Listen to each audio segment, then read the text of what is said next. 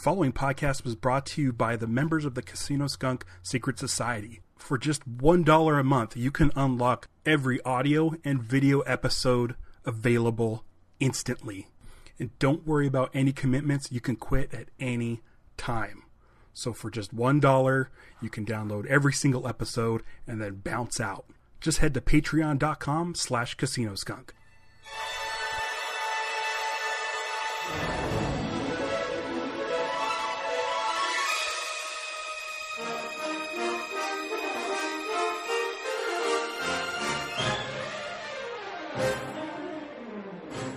Welcome to the Casino Skunk Secret Society. I am Ralph, and today we are talking about The Mandalorian, Chapter 12 of The Siege, the episode directed by Carl Weathers himself. On this episode, I'm joined by Colleen Glatfelter from the broadcast with Amanda and Shandy, as well as the Survivor podcast with Jay and Jack, which both can be found on the Jay and Jack network. So without further ado, here's my conversation with Colleen.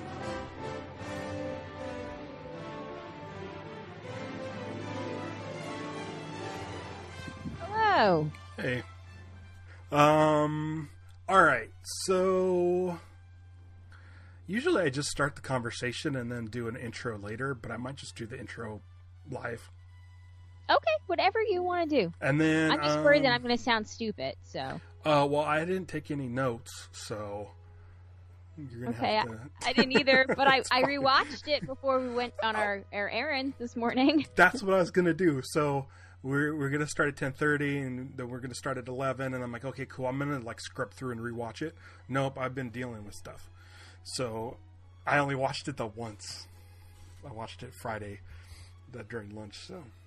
Okay. I'm sure we'll be fine. Okay. I don't know if you've listened to this show, but I really don't. I don't have any kind of format or any sort of... Yeah. Well, I started to listen to your last episode, and Jay was like, no, he told you not to do that because it's going to make you nervous. And I was like, oh, why? I just meant... Does he think that I'm not going to be as good as the last person? Right. No. Did he say specifically the last episode?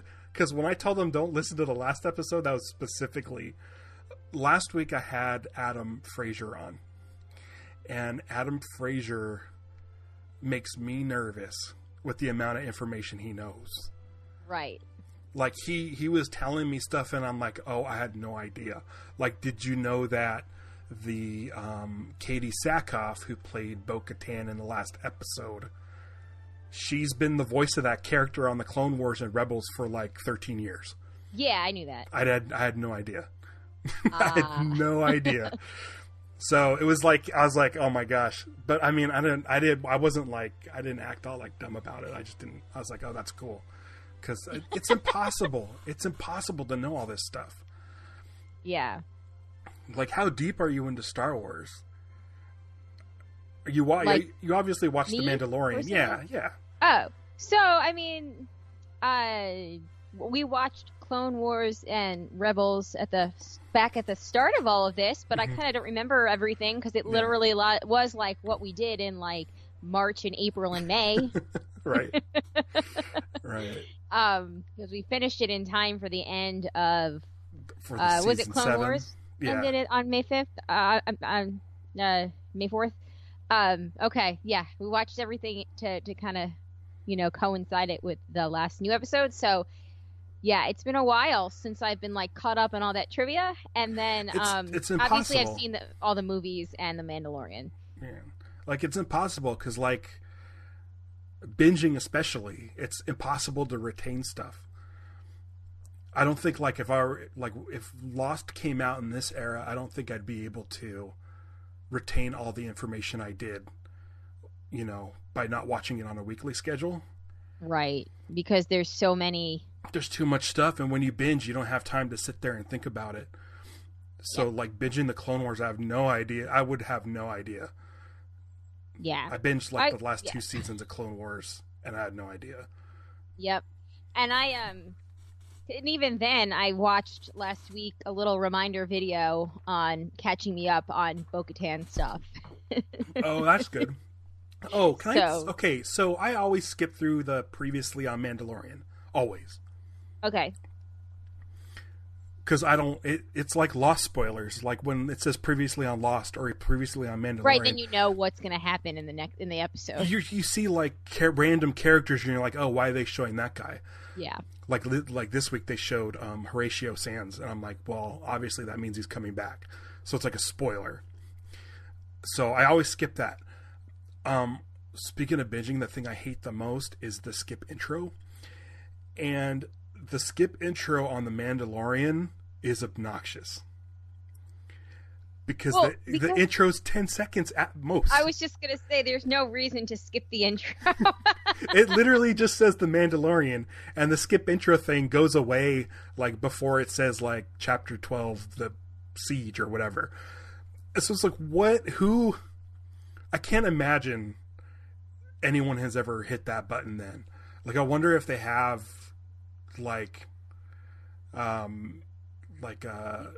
trying to think, info or data on how many people skip intros. And I know the people, like the Jacks of the world, they probably totally skip the intro to Mandalorian just because it's like a control thing. It's literally 7 seconds. I know. I think by the time it stops and skips ahead, it would have been the same amount of time. I don't know. It's so stupid to me. It drives me nuts. This episode was directed by Carl Weathers. I know. So I knew about this ahead of time because I follow Carl Weathers. In fact, I need to unmute him from Twitter because that's all he was doing all day Thursday and Friday. Was people were saying, "Oh, I can't wait to see Carl Weathers' version," and he responds and hashtag BPs and like literally every 2 minutes. And I'm like, I can't have this guy flooding my timeline, so I put him on mute. I need to remember to unmute him. But I thought it was a really good episode. I thought he did a really good job. Yeah, I was great. And so the first time I didn't realize he directed it until we saw the credits. And then I rewatched it with Alex, my 2.5-year-old today, who loves The Mandalorian.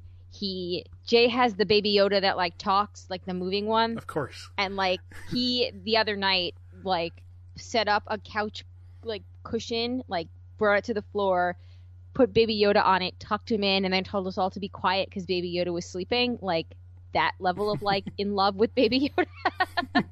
So he took him upstairs and he set him next to us to watch the episode with us. But I was actually specifically in between that and Baby Yoda cooing next to me on the couch, watching for the direction, keeping in mind that it was directed by Carl Weathers, and I just, was very, blown away by just, how great of a job he did.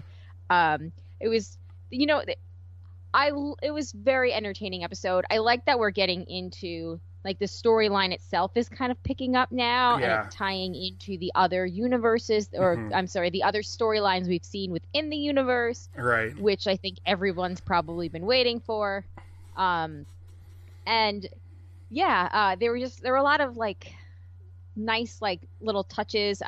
Did you catch all the nods to A New Hope? Just the way that the different way that shots and just the random I loved the random killing of stormtroopers and yeah, I feel like Carl Weathers.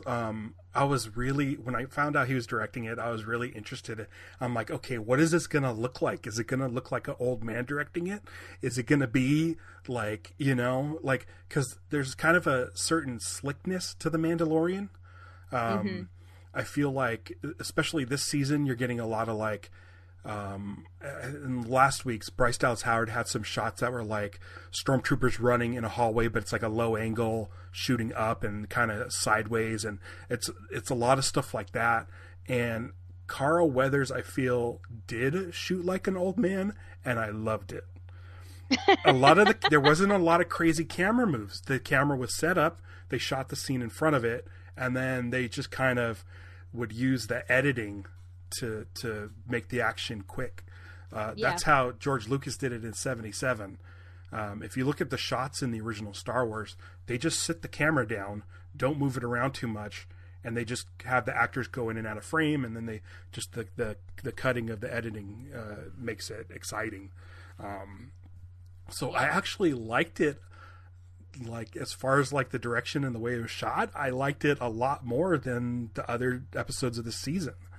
I agree. It felt older. It felt like, my Star Wars.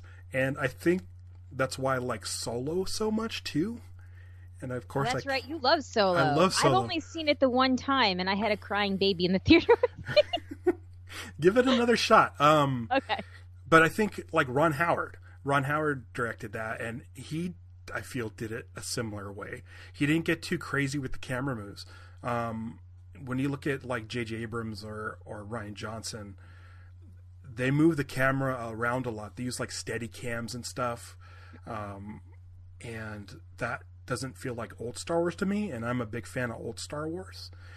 So yeah, it was kind of nice just it being a nice kind of, the camera wasn't all over the place. It was just there. I don't know. I don't know how to put my finger on it, but it definitely felt old, which I'm okay. I mean, I picked up on it too, so I completely agree. Like, there were a lot of, while we were rewatching it, I just picked up a lot of like, oh, this really does have a feel of, the original one. Like, just, I don't know, just, yeah, it was nice. It was nice it was also easier to like follow along to in a way. Yeah, second viewings are always better, huh? Yes. You kind of catch more things. Well, I mean, okay, so let's say like, okay, there's the scene where Horatio Sanz, like, I don't know his name, I just call him Horatio Sanz, goes to the lava generator room, and it's like there's no railing and stuff. Yes. And it's a shot from above, and it's just a static shot from above, and he walks around. Like, I feel like new directors would have like a crane shot that pulls back from the lava and swings up to the people. And I'm like, and just seeing that static shot of looking down on the lava and seeing the control panel in the same shot felt straight out of A New Hope. And yeah. And I was like, oh, I missed this. I miss Star Wars not being so frantic all the time. Mm-hmm. I don't need that sort of Michael Bay kind of camera always moving. Right. It felt, this episode probably had the most action of any episode this season, but felt the most sort of like calm and relaxing and breathable. Like, I felt like I was able to breathe. So it was a really cool, like, I really enjoyed this episode. Yeah, it was fantastic. There was one thing that I noticed that I thought was kind of a bit of a plot hole. Speaking of Michael Bay, do you remember in the movie The Rock? Oh, we almost watched that last night. That is so weird that you bring this up. So weird. In The Rock, they're trying to get into the boiler room. Like, right. This is how Sean Connery originally escaped. And he says, you have to get the timing down. And he rolls around in this thing, avoiding all these plumes of fire and gears and stuff. He goes inside and then opens the door from the inside out so that they can come through the door and not go through that machine. Right. So why couldn't, when he originally escaped, just go out the door instead of learning that sequence of events? Right? That doesn't make any sense for Sean Connery. Right. So, okay. So in this episode, they're all standing down at this door that's broken. And the Mandalorian finds a way to get in, open the door, and then go to the generator room. Yeah. There's a big giant hole in the generator room that we see the Mandalorian fly up and out of and drop a stormtrooper down into. Right. So why stand by the door? Just go through that hole and you're right there. You don't have to go through past any. But that's kind of the Star Wars-iness of it. Like, right. It's stupid, but it doesn't matter. And so I'm like, okay, it's awesome seeing the stormtrooper fall through that hole and watching the Mandalorian fall. I don't know. Unless there was some sort of shield generator that kept, I don't know, it didn't make any sense, but but it's fun. That's what's great about Star Wars, is there's so much stuff that doesn't make sense, but it's a dumb adventure. And the thing I like about the Mandalorian is that it doesn't spend too much time trying to be like, even though this episode does connect tissue between movies and the Clone Wars series, like it's not all about that. It's just more about fun. Yeah. And I think the information kind of given in this episode, we get a lot of information. It's all towards the end, but it's easy to follow. Yes, which is great. Yeah. Go ahead. Sorry. No, go ahead. I'm just saying it's just nice. Like, do you have any issues with that? Like, anything? No, not at all. Yeah, it's easy. So and also, I wonder if that's also because this is made for kids too. Right. I mean, I don't know. I loved. I mean, what we found out was great. I'm sure we'll talk about that too. I feel like I don't like Star Wars is always supposed to be made for kids. And so when you get too complex with Star Wars, a good point. When you get too complex with Star Wars, like trade federations and stuff like that, like in the prequels, yes, or some of the stuff in the sequel trilogy, just in the movies in general, like with the exception of the original trilogy, everything's kind of laid out pretty easily. You know who the bad guys are, you know who the good guys are, and you know what they're fighting about. So yes. I prefer this over some of the more, like, I like some of the Clone Wars, but a lot of the times it was just like too much explanation for Star Wars. You don't need to explain anything. And what's fun about this show is it just gives you kind of the bare minimum of what you need so you understand what's going on. And even though that was all kind of backloaded in this episode, it was all easy to follow. It was all easy to follow. We can get into that stuff too if you want, or do you just want to talk? We can talk about speeder bike chases and and Kenner vehicles, but you probably hear enough about that. What? Okay, so we know. Okay, so this is what we've learned in this one, that the dude, the Dr. Pershing, the dude with the glasses, is reporting to Moff Gideon. Yeah. He's not just Werner Herzog's sort of minion guy. Right. So it sounds... it wasn't... Honestly, like, I had forgotten, like, we didn't rewatch this beforehand, like, season 1 before we started season 2. Right. Maybe we should have. But, like, it wasn't, like, that big reveal to me that he was working with him. I was just kind of assumed. I was like, well, yeah, why wouldn't he be working with the bad guy? Yeah. Yeah, we saw him working with Werner Herzog. They were trying to get the baby, but it sounds like he hired Werner. It doesn't matter. It doesn't matter because we know that dude is using babies' DNA and blood to put into a body which doesn't have a high M count. I'm assuming the M stands for midichlorians, which means they're trying to make some sort of clone that's not force sensitive into a clone that is force sensitive. We know we've heard this before, but the Dr. Pershing has the patch that's the same as that was seen on Kamino, where they cloned Boba Fett and stuff. Yeah. So we know he's cloning. We know he's using, now it's official, he's using Baby Yoda's blood, which he got a sample of last season. Yeah. To put it in the body of a cloned person. We don't know who that cloned person is. Do we want to speculate? Because I know there's speculation that it could be how they cloned the Emperor. Right. Or, Snoke. The Snoke was like the can I curse on here? Yeah. The fucked up version. Oh, he's like the reject version. Yeah. Oh, okay. So in Rise of Skywalker, at the very beginning, Palpatine says that he created Snoke. So that could be, if Snoke is the reject version of Palpatine, that's really cool. And I like that. That scene wasn't such a big deal. Like, it didn't linger on it too long. but it gives you information that kind of fleshes out Rise of Skywalker a little bit more, without being like, see, look, we're making it better. No, it's just a matter of fact. This is what's going on. And yeah, what do you think? Do you think it's Palpatine? Do you think it's Snoke? I think that's what they're ultimately working to create, whether or not like that exact creature we saw was. But I mean, we got juicy little tidbits, right? From the hologram. Right. Rejected it, ended in disaster, was showing promise. So I don't know. Like, I kind of think so. That's definitely where I'm leaning towards today. Well, okay. So here's the deal. I want to tie this back into episode 2. Okay.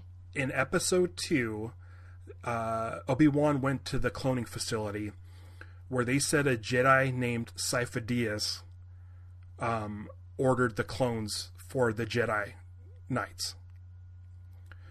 Sifo-Dyas, and we're pretty sure that Sifo-Dyas was Palpatine in disguise. Right. So that puts Palpatine tied with the clones. And this dude with the glasses, Dr. Pershing, is also tied with the Kamino facility. And if Baby Yoda is 50 years old, this also puts him in that same time period as Attack of the Clones. Oh. Or roughly a bit before. So, I'm assuming Palpatine works closely with the Kaminoans to create a clone army. And then he's also like, hey, listen, I have this Yoda DNA. I don't know how he got it. Clone this. And they made the Baby Yoda. Interesting that the Baby Yoda has the midichlorians in it. Right. Which would become from the clone blood. Right. And interesting. That's not a bad theory. But so I'm assuming that, of course, Palpatine put in some sort of failsafe where if anything were to happen to him, he has a clone of himself on Kamino, and for some reason that isn't force sensitive, because they see the body doesn't have a high midichlorian count, so they're using the baby. Yeah. But the fact that this is a show that has not really too much to do with like the rebellion or the empire, it's like on the outskirts, that it's kind of cool that it's bridging the prequels with the sequel series. Yeah. And I didn't want that in the show, but I kind of like the way they're doing it. It's kind of just in the background. See, I actually did. I was hoping for more of that, so I'm happy. I know. I've spent my whole life like watching Star Wars, and even when I was a kid, you would get the action figure. Sorry about talking about the action figures, but no, please. You would get. I would have like the action figure of the Walrus Man, and all the different characters in the background of the cantina, and I'm like, oh, I wonder what they do when Luke's not here. I always wondered what the background guys did, and so I felt like when the Mandalorian started, that's what I wanted. I wanted to see what else is happening besides Luke Skywalker, the Force, Empire, Jedi, Rebellion, and stuff. But now that they're putting this stuff in, I kind of like it. Yeah. So you essentially wanted your own little Rosencrantz and Guildenstern version. Right. Did you know that there are actually, they used to have Star Wars characters that were them exactly? No way. There was a Dark Horse comic, I believe, called The Adventures of Tag and Bink, and they were two Imperial officers, and it was essentially the same thing. Like they were in the background of like every major Star Wars event from the movies. Uh-huh. And what's funny is Ron Howard, being a nerd, I think put them in the background of Solo. Because he posted a picture of two Imperial officers like while he was making the movie, and he just hashtagged it Tag and Bink. So I love that. Yeah. If they had a Tag and Bink show, that would be amazing. Where they could just plop them in any movie, like Back to the Future 2 style, where they're just in the background and like, I don't know. You could throw that out into the universe. It might happen. Yeah. Maybe. I'll give it a shot. But yeah, that's kind of what I wanted The Mandalorian to be. But now that they've added the stuff that bridges the prequels and the sequels, I'm like, okay, I'm cool with it. 100%. I think that and I like that. Yeah, exactly. I think that's probably why I also like Rogue One so much, is that it has these outside characters that have nothing to do with it, and then you find out just how pivotal they are to everything else in the story, and it's just cool. Right. And sometimes it's nice to be able to watch something where you don't have to know 7 seasons of Clone Wars or 4 seasons of Rebels or you know what I mean? Yeah.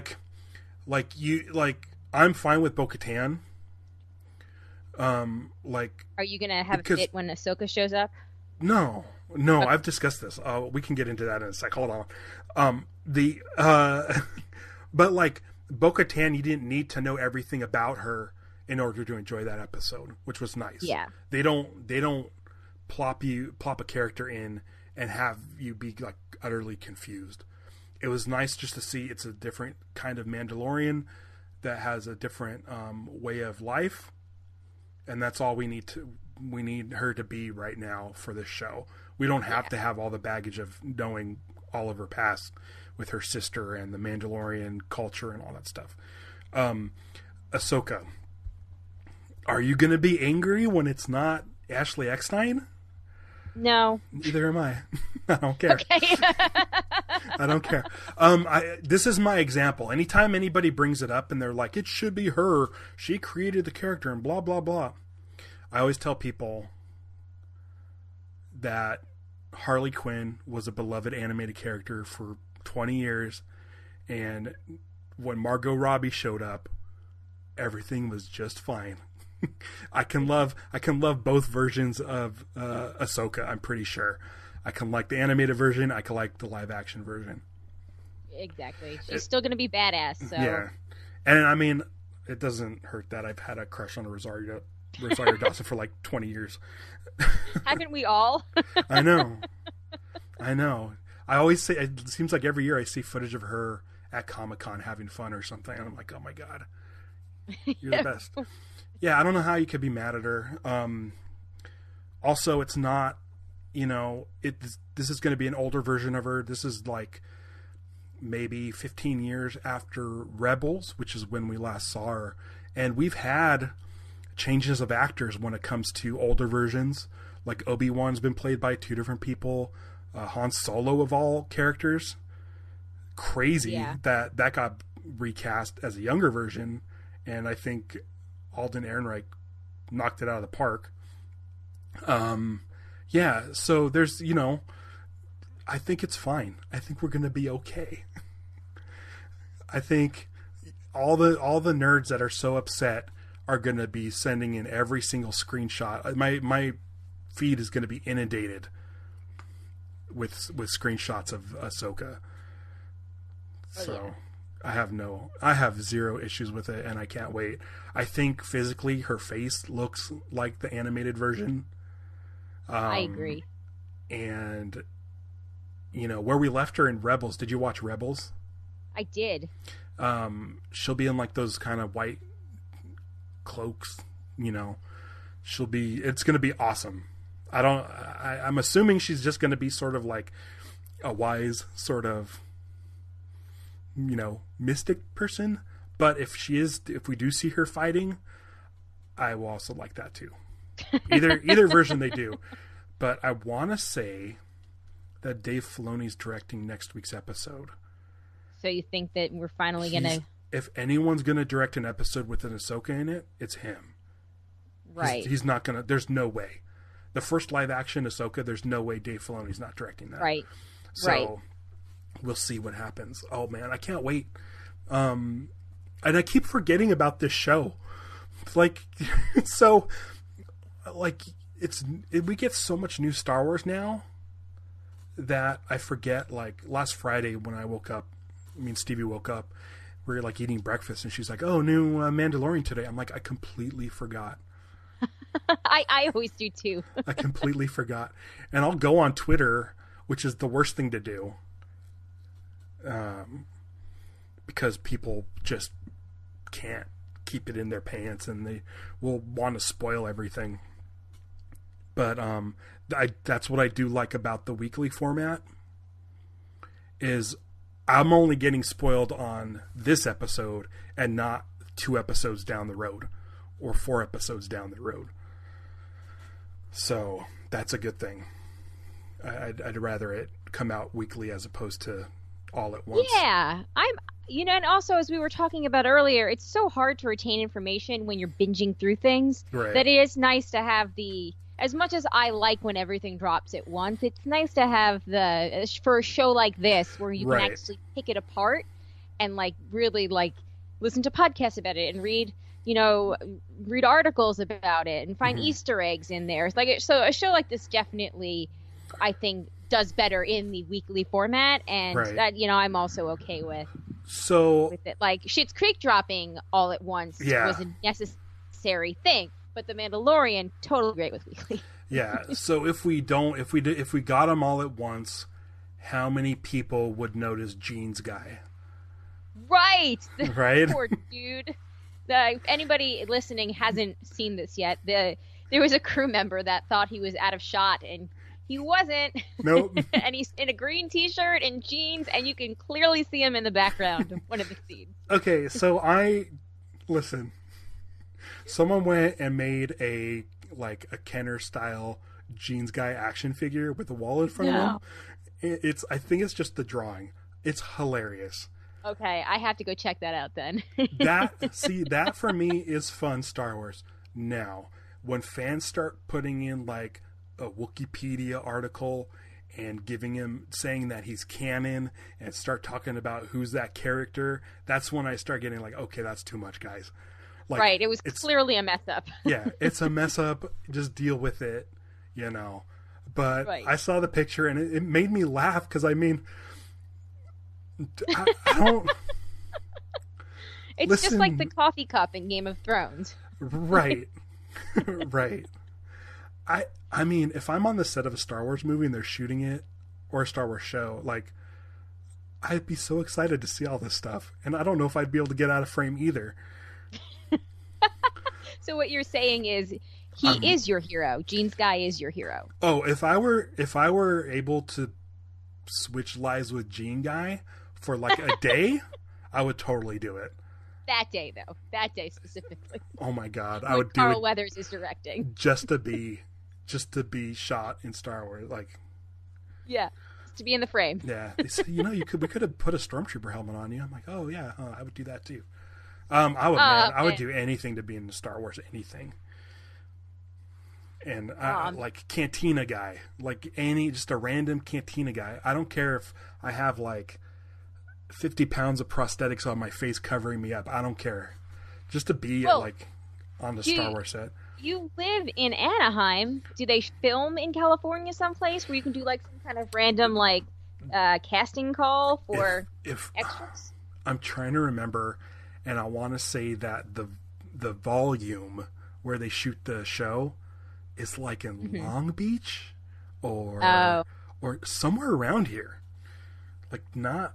I don't. How do you do this? How do you? I think you got to go to central casting and see if next time that they're in pre-production. What I want to know. Check out central casting. Maybe they put out calls there, or maybe I don't know. Does Backstage magazine still exist? I guarantee you, it's all friends. Like, okay, let's talk about the kids. There is a school. Yes. There is a school in the episode, and there's just a bunch of kids. That has to be crew members' kids. Oh, I'm wow! What a great connection to have. That is nepotism for good. Yeah, the little girl who has the Ray hairstyle. Yeah, somebody had the Ray buns in there. Mm-hmm. Yeah, that definitely has to be Because I was watching the Disney Gallery show, the making of season 1, and Baby Yoda was kept secret from everybody. But there's footage behind the scenes where there's kids hanging out with Baby Yoda. How do those kids, A, sign an NDA, and then B, honor it? How do you not blab about Baby Yoda for a year or whatever? Maybe they were just told that it was Yoda. But I don't. Oh my gosh! If I was a kid, on that set and they showed us that, if I was a kid and they showed us that, I would want to tell everybody. Like, dude, there's a baby and it's Yoda. That's a good point. I don't know. So I'm assuming I don't know. Maybe they're all. I feel like they should be crew member kids. That's the easiest way to do it. Yeah, or it's all Bryce Dallas Howard's kids. Doesn't she have a bunch of kids? No, a bunch of redheads. Lord, yeah. Were those straight up just blue macaroons? Oh, okay, that's what I thought. And macaroons are my favorite cookies, so Okay. I was very jealous. What? So now, how? Oh my gosh! If you go on like DoorDash and try to order macaroons from a place, I bet you they're sold out of blue. Oh, I'm sure they are. So they're just at the baker shop. I just don't get it. I guess make more blue ones. Yeah.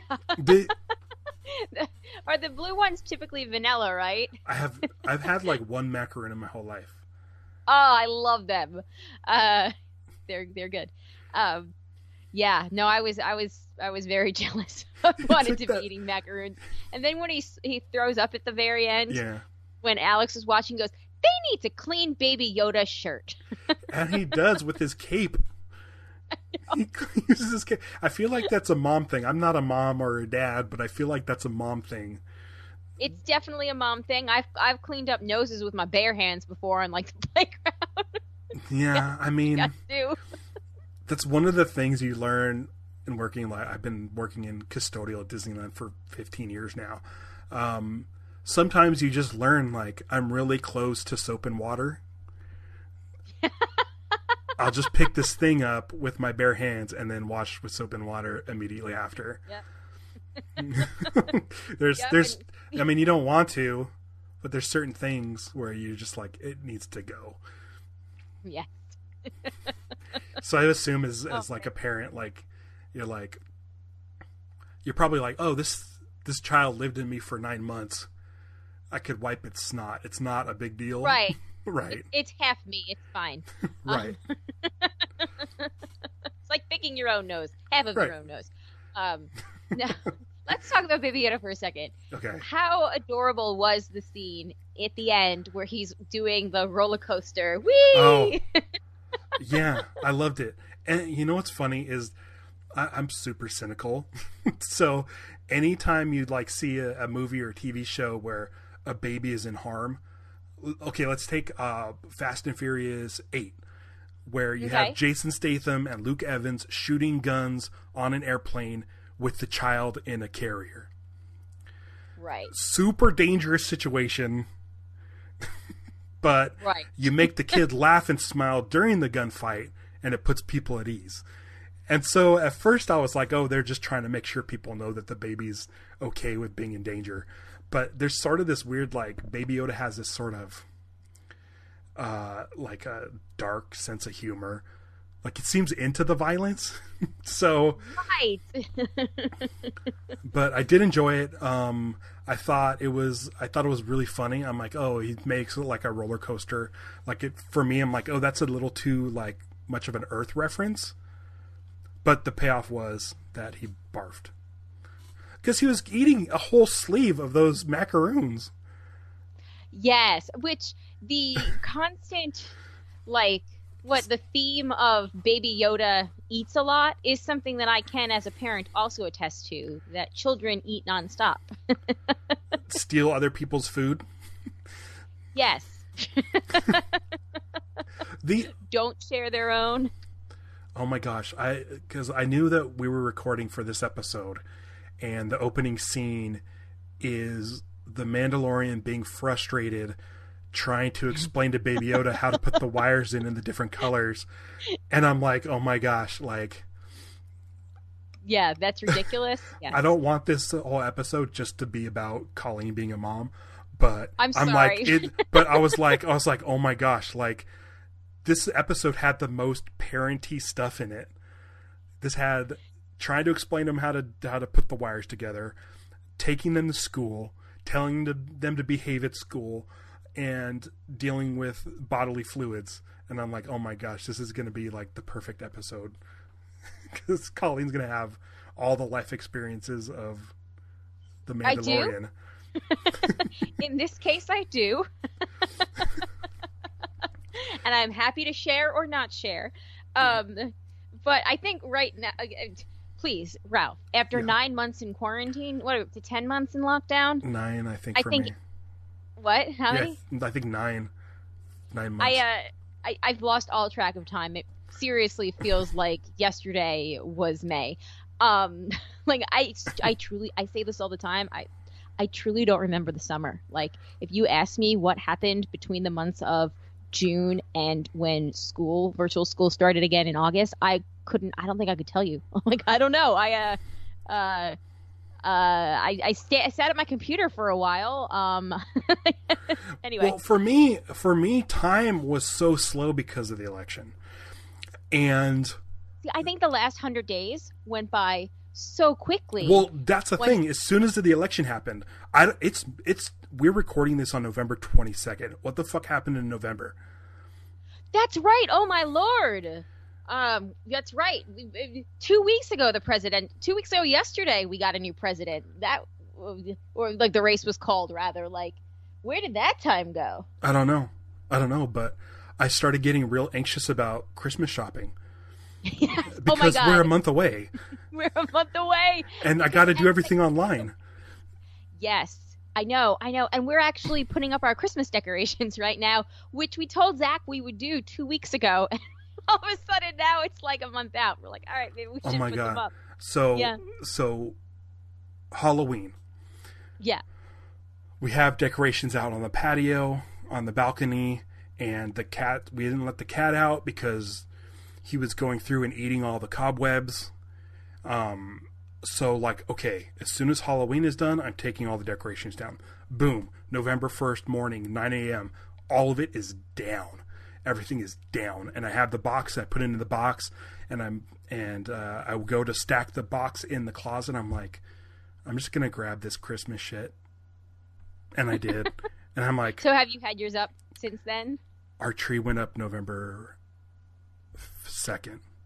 Oh, wow. And we are a strict Black Friday is when the Christmas stuff goes up. Yes, that's what we generally are too. Yeah. But I feel like, the year went by so slow, you might as well just enjoy the holiday spirit time of year, because what else is there to look forward to? I know. And now it's like almost here. The Stevie got me for Christmas this year. Hallmark has an ornament of Chewbacca holding Princess Leia. I don't know how to describe it, but she's essentially sitting. She's sitting on his arm, like he has his arm, like pretend like he has a sling, and she's resting right there on his forearm, and she's got her arms around his neck, like looking at him. It's from a behind the scenes picture, but they made an ornament of it, and I'm like, the longer this is up, the happier I'm going to be. It is the most amazing ornament, because Chewbacca is like, since I was a kid, he was like the character I loved. I love Chewbacca. And then, Princess Leia obviously is awesome. But you got to check it out. If you can get your hands on one, I recommend it, because it's the most adorable Christmas ornament ever. And it's brand new. It just came out this year. Okay, you have to post a picture somewhere or text it to us or something. Yeah. And then and Stevie joined the Hallmark Christmas Club this year, which I highly recommend it. It's like It's like $55. They send you this box with 3 ornaments, an ornament display thing, a little Christmas plaque, a ton of ornament hooks, and then you get 10% off every ornament you purchase any time of the year. You get exclusives, and you get access to merchandise and Christmas stuff a month before the public. It's awesome. It's the weirdest thing for me to kind of put out there, but the Hallmark Ornament Club is fucking dope. Okay. It also might be because we're old now. Yeah, well, look, It's dope to you. That's all. No need to qualify it. Just it's dope. We got so much Christmas shit. I got Okay, I got a little tree. I got a mini tree with a Death Star on top. Ooh, is it a real tree or It's a fake tree. It's about 2 feet tall or a foot and a half. It's next to our record player. It's got a Death Star topper on it, and then I have a little tiny itsy bitsy Luke Skywalker and Darth Vader X-wing and TIE Interceptor, and then I have the Justice League. And the little figures are like maybe an inch tall. They're super teeny. I'll take a picture and send that to you as well. Okay, cool. Okay, so Baby Yoda, lots of cute things this episode. Yeah. Sorry, I took us off topic. No, that's fine. Yeah, no, it's also we got more like as we do you think that we'll find out what Baby Yoda is, if he is a clone or not, by the end of the season? I feel like maybe. I feel like we should. That's kind of what the drive of the series is going towards on this season, is the Mandalorian trying to find the Jedi to give the baby back to its people. Which I can't imagine. Can you imagine if that happens? Can you imagine them being separated? No, because then the show's over. Well, I mean, it could be about something else, but no, I feel like what's going to happen, and this is going to be prediction / spoiler. Okay. So for years we've known that Yoda is the only one of his kind. In episode 1, there was also a character named Yaddle, which was a female Yoda. Yeah. Right. I have a feeling that the Mandalorian is going to try to take the child to the child's people, and he's going to realize that there is no people for the child to go to, and so he's going to realize that he's the Mandalorian has been his people the whole time. Yeah. So, now, do you think that we're going to get a bigger storyline or story arc of the Mandalorian coming to terms with the fact that he was raised by a cult? I think absolutely. I brought this up on last week's show. The way that Bo-Katan was talking to him, and the way she said to him, "This is the way," like kind of snarky, is going to put some doubts in him, and realize that maybe you shouldn't blindly follow a religion, which is a thing that I believe in. I don't think you should blindly just believe a religion just because. I'm all for faith. I'm all for utilizing faith for self-help. I don't like organized religion at all, because they're just corporations. I know that's a bold statement, but I feel like it's one thing to have faith. It's another thing to give money to an organization that tells you how to believe. And I think that's kind of the crux of this story. And I think the perfect person to kind of drive home this point for the Mandalorian is Ahsoka. And I'm hoping that's part of this thing is, yes, if there's anybody that's going to speak on losing your faith a little bit and having, I definitely, clearly she's the number one. Yeah, what I want to happen is for him to tell her this is the way, and for her to reply according to who. And yes. Hey, you might get that, though. Yeah, that's what I'm hoping for, because her character is all about faith in the Force, but not the organized Jedi religion. And so one of the things, because I grew up Catholic, I did 12 years of Catholic school growing up. And the third commandment, I believe it says keep holy the Sabbath. That doesn't say go to church. It says keep holy the Sabbath. So if you want to make sure that you set aside whatever your Sabbath is, whether it's Saturday or Sunday or whatever, take time in that day to celebrate your faith, as opposed to I must go to church and do this thing. So I've always had this thing with Star Wars where it needs to be like, I like what the prequels did and said that the Jedi Knights fucked up, and they, you know, they messed up. They were so into their religion that they got blinded by the dark side and totally got taken out. And then here's, you know, this boy, you know, this is Luke Skywalker, who has no ties to the religion, but starts learning the faith of the Jedi Order. It's the reason why in The Last Jedi, when Yoda burns the tree down, and it's like, it's just a tree. Like, it's not, you know, don't make it more than it is. I don't know. But I feel like if you're going to put Ahsoka in the series, that's going to be her main purpose as far as the Mandalorian's story arc goes. Is this sort of denouncement of the Mandalorian culture, and for him to just be a dad, you know? I can't stand people who hide behind a Bible to make awful decisions, or behind use it to justify bigotry or something else. Right. Like I'm like, you have a problem with the way some people are born, but didn't Jesus say love everybody? And it's like, you know, I don't know. Oh, I know. I hate the love the sinner, hate the sin thing. I'm like, no, that's just what you tell yourselves to justify. Yeah. You still love them, you just don't want them to have the same rights as you do or be treated the same. But cool, thanks for playing. So I like, that's my favorite thing about Bo-Katan, is that she's saying, you know, there's other lines of thinking and you might want to look into it. You don't have to conform to, you know, something that someone told you. You know, they're not the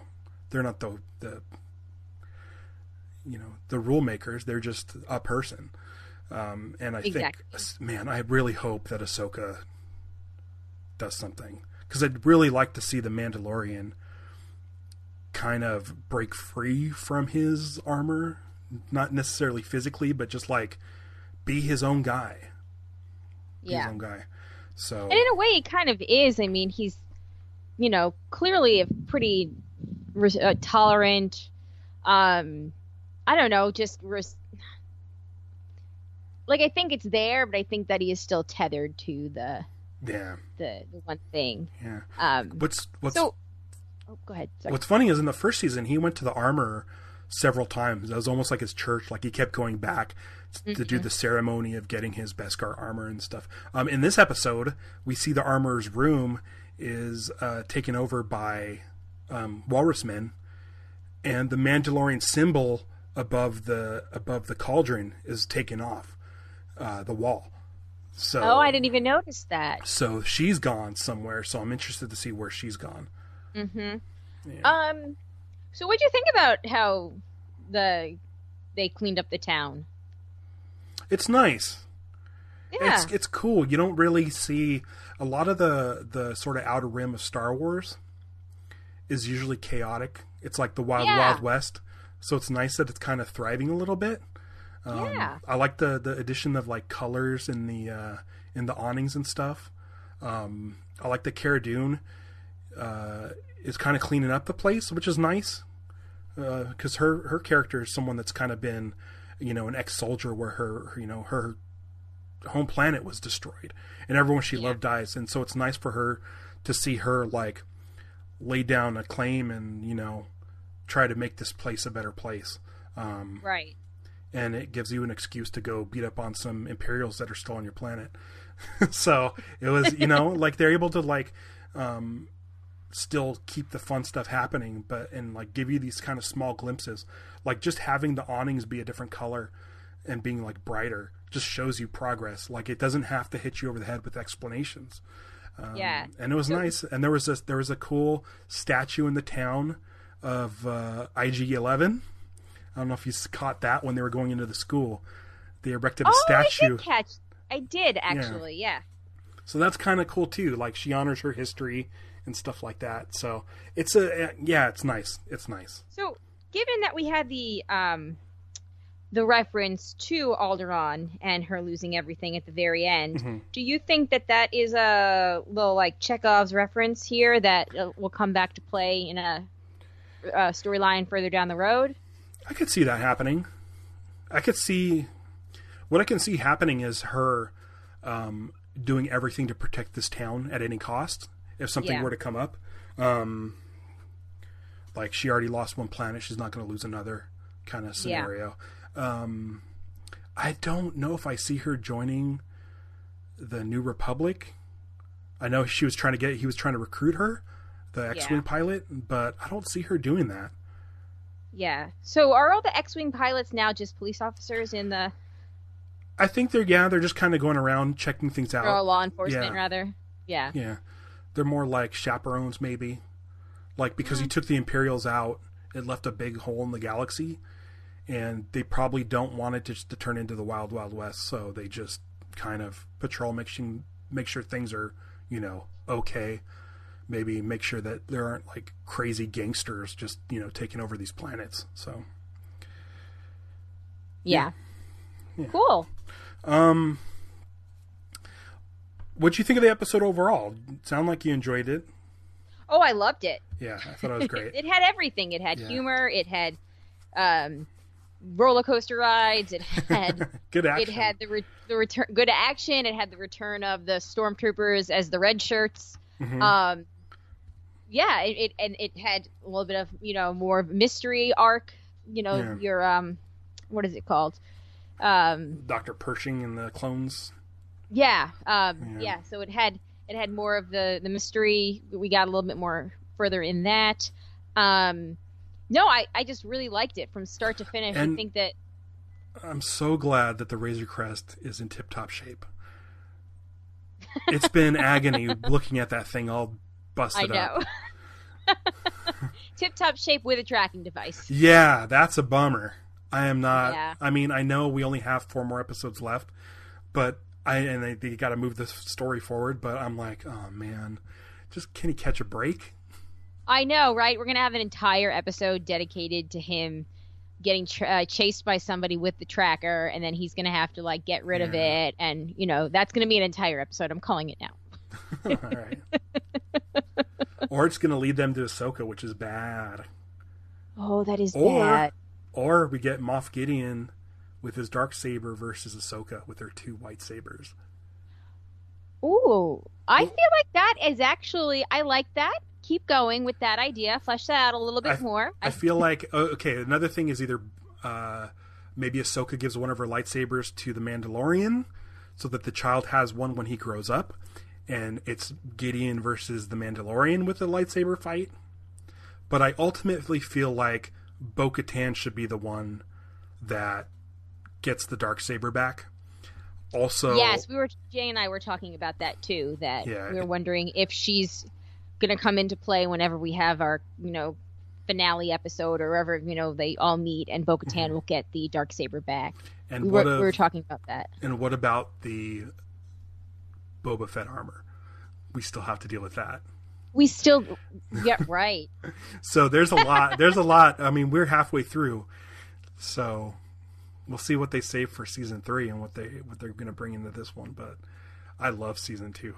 I like season 2 so much more than the first season. Yeah. I think every episode is pitch perfect. Exactly what I wanted from this series. So.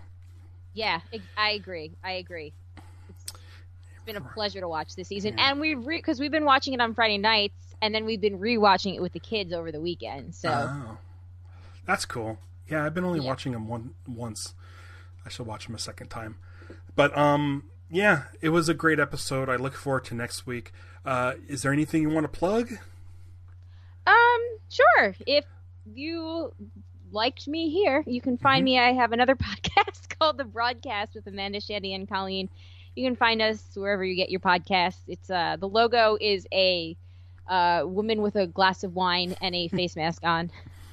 I know there's a couple other podcasts with the same name out there. So you can listen to that. We are a bit more explicit than this. And we didn't mention Diva Cups once on this episode. No Diva Cups, sorry. But now we just did twice. Yeah. So we talk about current event kind of things. We're political for a while, actually, going up to the election, because what else was there to talk about? It was all consuming. But now we're back to, we kind of have a resolution throughout the rest of the year to kind of not talk about politics at all. So it's the perfect time to listen.